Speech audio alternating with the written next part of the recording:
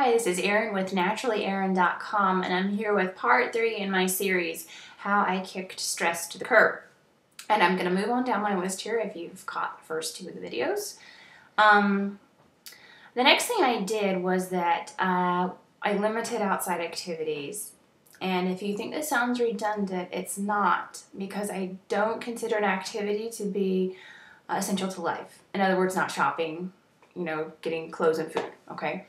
I count activities as something like soccer, friends in the park, barbecues, dance class, karate, music lessons, Bible studies, extra things on top of normal stuff. Now, I will say I don't count church as being an activity because that's part of our life, and we do that once a week on Sundays. It's a little radical. Society today expects you to have your kid in all these activities, extracurricular activities, but it leaves mom living in the van. Okay, let's just be honest, you live in the van, and it is no fun at all. And you live in the traffic jams and rushing here and rushing there, and not only that, with the activity generally comes a practice at home. Well, you've got to do your 30 minutes a day, or practice here and practice there, and it is consuming. So what I decided to do, and we decided to do as a family, is that we would have one activity a week.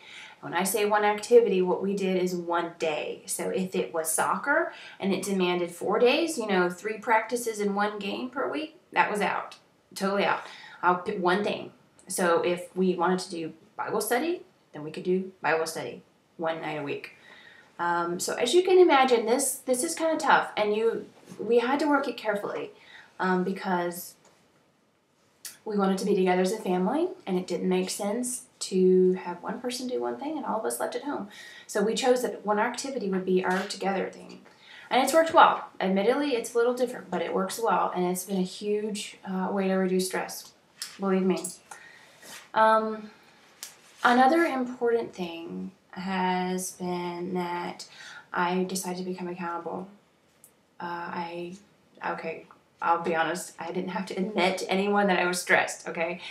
The man knew, my mom knew, my sister knew, so we'll just say I decided to agree with them, okay?